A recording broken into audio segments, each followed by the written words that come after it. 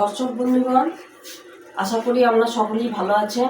আজকে আমি আপনাদের সামনে যে রেসিপিটা করব সেটা হচ্ছে বিট নারকেলের আলুর দম। এখন আমরা আলুর দমটাকে কুকারে সেদ্ধ করে নিয়েছি। কুকারটা খুলবো, আলুগুলো ছাড়াবো। এখন আমরা আলুগুলো ছাড়াচ্ছি, আর কিছুক্ষণ পরেই আমাদের আলুগুলো ছাড়ানো হয়ে যাবে। দর্শক বন্ধুগণ, আমি যে ছোটো আলুগুলো নিয়েছিলাম সেই ছোটো আলুগুলো সেদ্ধ করে খোসা ছাড়ানো হয়ে গেছে।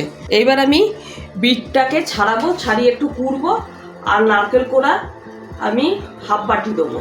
ঠিক আছে, নারকেলটা আমার কোড়া আছে। এবার বিটটা আমি কুড়বো, বিটটা আমি ঘষে নেবো একটু।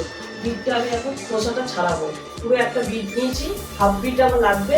এবার আমি বিটটা ছাড়ানো হয়ে গেছে। এবার আমি হাফটা বিট কেটে নেবো। এবার আমি বিটটাকে ঘষবো। এবার আমার হাফ বিট ঘষা হয়ে গেছে।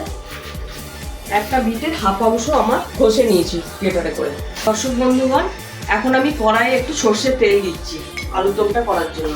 অল্প একটু তেল দেবো, 1 টেবিল স্পুনের মতো তেল দেবো। তেল দেওয়া হয়ে গেল। এবার আমি আদা রসুন পেঁয়াজ বাটা, গ্যাসটা জ্বালবো। গ্যাস ওভেনটা জ্বালালাম, তেলটা গরম হোক। সামান্য পরিমাণে আমি হলুদ দেবো, 1 টিস্পুন লঙ্কা গুঁড়ো দিচ্ছি।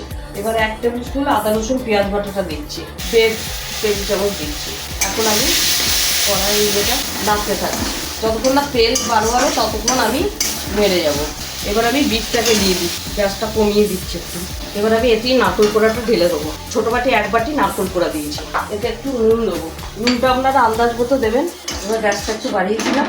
এবার আলুগুলো এর মধ্যে দিয়ে দিলাম। আগে যেহেতু আলুতে নুন দিয়ে সেদ্ধ করেছিলাম ছোটো আলুগুলো, এখন আমি অল্প পরিমাণ নুন দেবো। যেহেতু আমার আলুটা সেদ্ধ করা, তাই জন্য আমি অল্প পরিমাণ একটু জল দেবো। একটু চাপা দিলাম, কড়াইটা হতে থাক। এবার আমি চাপাটা খুলবো কড়াই থেকে। চাপাটা খুলে দেখি কতটা কি হয়েছে। হ্যাঁ, হয়েছে। এবার আমি সামান্য পরিমাণ চিনি দেবো, 1 টিস্পুন চিনি দিয়েছি আন্দাজ মতো। দর্শক বন্ধুগণ, এবার আমার আলুর দমটা হয়ে গেছে।